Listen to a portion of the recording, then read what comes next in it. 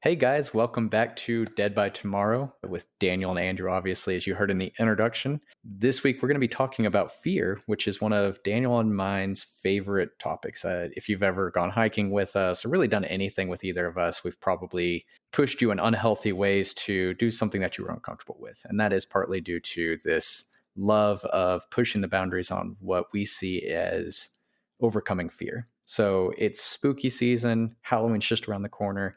So we wanted to talk about this and how we deal with it and all of our tips and tricks and everything related to fear that we can come up with for you guys. So without further ado, let's get this party started. Daniel, what do you got for us? Well, to start, I feel like it's worth confirming, or I guess nailing down how you would define fear. Because I feel like there are a few different sides of that coin. So when you say fear, how are you defining that? So that's a good question because I actually put it down on my notes that I wanted to talk about what fear is. And for me, I consider fear as this emotional response that you have when something scary happens. It can be anything from a perceived threat like a snake or heights to something less tangible like talking to the girl at the bar or something like that that does not have a direct threat to your life, but we are still afraid of the outcome. Gotcha. So you would say it's more in a specific incident, like you have something that is right in front of you and you have a physical, emotional response right there in that moment. Then remove the stimulus, fear is gone, that sort of thing. Usually it's a stimulus kind of thing, I guess you could say. But yeah, I think fear is usually an external factor, something that either you are imagining externally, as in, hey, this is going to be really scary to be rejected, or this is going to really hurt me. It's very rarely something internal. It could be internal like cancer, but that's still an external threat. Like, hey, this is going to kill me. It's doing it internally. But yeah, stimulus. Does that answer your question?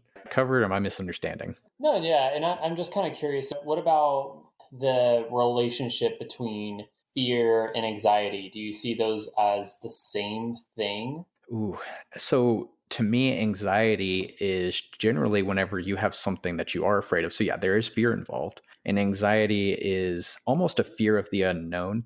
It is where you borrow fear about something you're afraid of. So you're afraid that you might lose your job. And so you are anxious on a regular basis about this fear you might have. And so it's almost a side effect of fear in my mind, a long term side effect whenever it's not a physical threat necessarily, or it is a physical threat like going to the dentist. You're borrowing trouble from tomorrow. You're choosing to be afraid in a small factor on something that is a bigger factor. Do you have a definition? No, I didn't look up a definition, but I feel like fear and anxiousness really are the same thing. In reality, Yeah. anxiety is just it's another word of being afraid of something. If you're anxious about it, you're afraid about the outcome, you're worried about the outcome.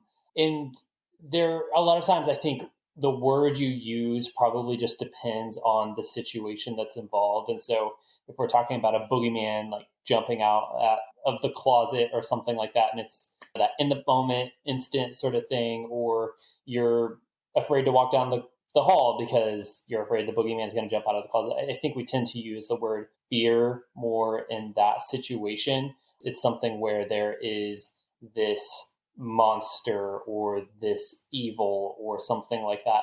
And then I think we use the word anxiety for the more mundane sort of day to day things. Like somebody might not say, oh, yeah, I'm fearful about losing my job or I struggle with fear about losing my job. I think they tend to use the word anxiety in that type of case because losing your job, that's not a boogeyman situation. That's something that can happen. For some, it's more realistic than others.